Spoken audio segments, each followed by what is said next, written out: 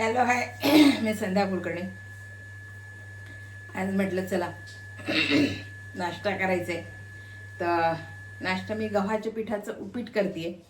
तर त्याची रेसिपी तुम्हाला दाखवावी की मी कसं करते गव्हाच्या पिठाचं उपीट.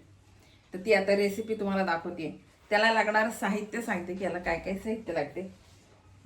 याला लागणारं साहित्य म्हणजे हिंग आहे, लाल तिखट आहे, हळद आहे, मोहरी आहे आणि कोथिंबीर, थोडी साखरेची चव घेतली, मीठ आणि गव्हाचं पीठ घेतलं.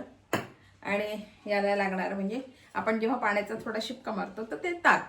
तुम्हाला लागलं तर तुम्ही पाणी पण घालू शकता, पण ताकाची चव काही आणखीन छान लागते म्हणून मी ताक घेतलं आहे. आता ही कशी करायची तुम्हाला सांगते.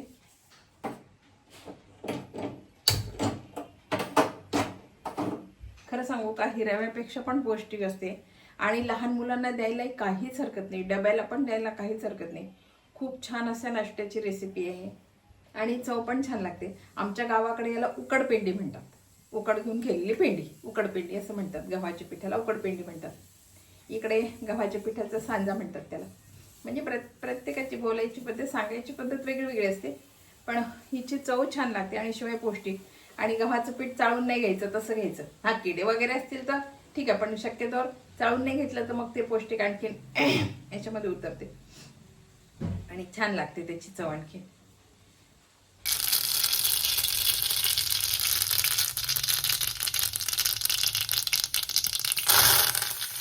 कढीपत्ता घातला, थोडं हिंग घालायचं,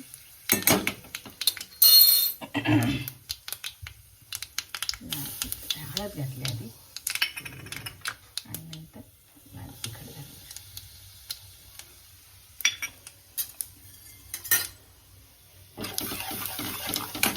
आणि आता हे पीठ घालायचं,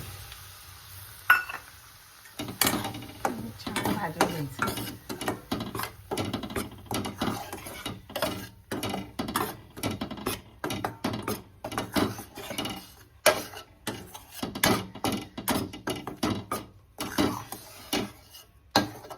छान भाजून घेतील. छान भाजलंय. त्याच्यामध्ये आता हे ताक घालायचं.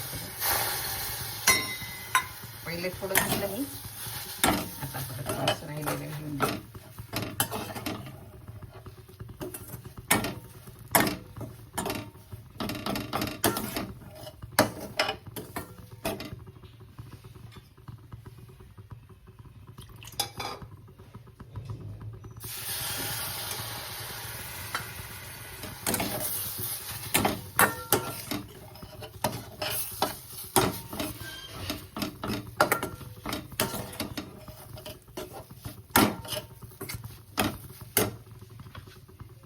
साखर घालते,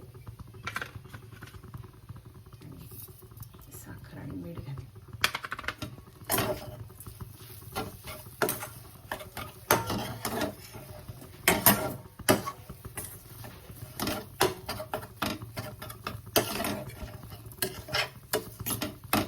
मला लागलं तर तुम्ही थोडं मोकळं ठेवू शकता, किंवा मग याच्यात अजून थोडं पाणी किंवा ताक घातलं तरी चालेल. मी थोडंसं घालणार आहे, थोडंसं कमी पडतं याच्यात पाणी, म्हणजे ताक कमी पडलं म्हणून मग थोडंसं पाणी घालून देते.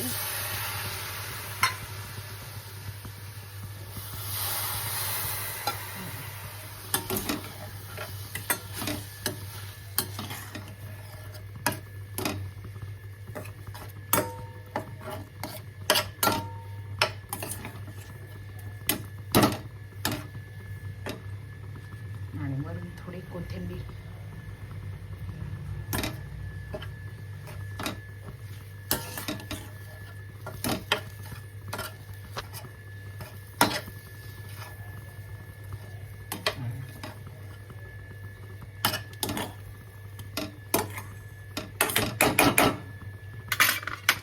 आणि याला आता थोडी वाफ येऊ द्यायची. बघा, पीठ तयार आहे आपलं. गव्हाच्या पिठाचं पीठ आहे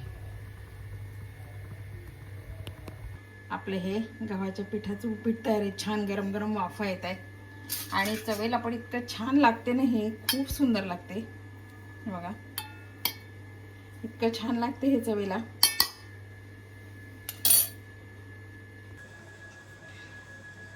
आणि बघा ही रेसिपी तुम्हाला कशी वाटली. इतकी छान लागते ना ही, खरं सांगते खूप सुंदर लागते. पौष्टिकता आहेच, प्रश्नच नाही, पौष्टिकच आहे कारण गव्हाच्या पिठाची, त्यामुळे पौष्टिक आहेच. पण चवीला पण इतकी छान लागते ना, दुपारच्या नाश्त्याला काही हरकत नाही. किंवा पोरांना डबा द्यायचा असला ना, तुम्ही तिखट घातलं, तुम्ही तिखट घालू नका. फार तिखट जर मुलांना चालत नसेल ना तर तिखट नका घालू. आणि हे डब्याला द्या, मुलांना इतकी आवडेल ना. तुम्हाला ताक आंबट आवडत नसेल ना तर ताक नाही घातलं तरी चालते, पण आमच्या घरात थोडंसं आंबट आवडते म्हणून मी त्याच्यामध्ये ताक घातलं. पण ताकानं पण चव छान लागते, कारण ताक आणि नंतर साखरेची चव मी थोडी घातली तर इतकी सुंदर लागते नाही. आणि तुम्हाला वाटत असेल की गव्हाच्या पिठाची आहे तर टाळूला चिटकते, नाही. तेल जरी मी कमी घातलं तरी अजिबात टाळूला चिटकत नाही. तुम्ही करून बघा एकदा, थोडी करा, करून बघा, इतकी सुंदर लागते नाही ही. मग 1 वर्षाचं जर मूल असेल ना त्याला ही बिना तिखटाची करून दिली ना, अशी थोडंसं जर मी घट्ट केली, थोडीशी पातळसर करायची, खूप छान लागते. पचायला पण हलकी, ही काही फार अशी जड नाही आहे पचायला, आणि खूप सुंदर लागते ही एकदा करून बघा. रेसिपी खूप छान आहे. आमच्या गावाकडे हिला उकडपेंडी म्हणतात आणि इकडे आम्ही गव्हाच्या पिठाचं उपीट म्हणतो. बोलायची प्रत्येकाकडे म्हणजे करायची पद्धत ती सारखीच असते, पण बोलायची पद्धत वेगळी असते. कुठे काय म्हणतात तसे आमच्या गावाकडे याला म्हणतात उकडपेंडी करायची. आणि कोणी काय करते, आधी पाण्याला फोडणी देते आणि नंतर मग हे पाण्यात टाकते, पण त्याच्या गाठी जास्त होतात म्हणून मी तसं नाही केलं. आपण डाळीचं पीठ, मी त्या दिवशी बेसन केलं, बेसन करतात ना डाळीचं पीठ घोटून करतात, तसं पण याला करतात, पण मी तसं नाही केलं. आधी हे केलं. नाही तर बरेच जण काय करतात, खाली पाणी घेतात, त्याच्यामध्ये हळद, तिखट, मीठ सगळं टाकतात आणि ही भाजली की याच्यामध्ये ते टाकून देतात. तसं पण करतात. नाही तर मग तिखट जळायला अशी त्यांची भीती असते, पण गॅस कमी ठेवला तर तिखट जळत नाही. माझं पण तिखट नाही जळत. फक्त स्टीलची कढई असल्यामुळे थोडीशी लवकर तापते ना, तर गॅस मी मध्येच बंद केला होता. तर बघा ही रेसिपी तुम्हाला कशी वाटली, आवडली का? आवडली असेल तर लाईक करा, शेअर करा आणि सबस्क्राईब करा, म्हणजे माझे असे नवीन व्हिडिओ तुम्हाला बघायला मिळतील. आणि नक्की करा बरं का, घरच्या घरी आणि पटकन होणारी आहे. काय फार वेळ, कारण गव्हाचं पीठ भाजायला फार वेळ लागतच नाही, पटकन भाजल्या जाते. गॅस मात्र कमी ठेवा, कारण नाही तर मग गव्हाचं पीठ जळून जाईल. आणि पटकन भाजल्या जाते, लवकर होणारी, घरच्या साहित्यात लवकर होणारी, झटपट होणारी रेसिपी आहे. दुपारच्या नाश्त्याला, सकाळच्या नाश्त्याला अगदी योग्य रेसिपी आहे. बघा, करा बरं का नक्की. बाय. आणि माझ्या चॅनलला सबस्क्राईब करा. बाय.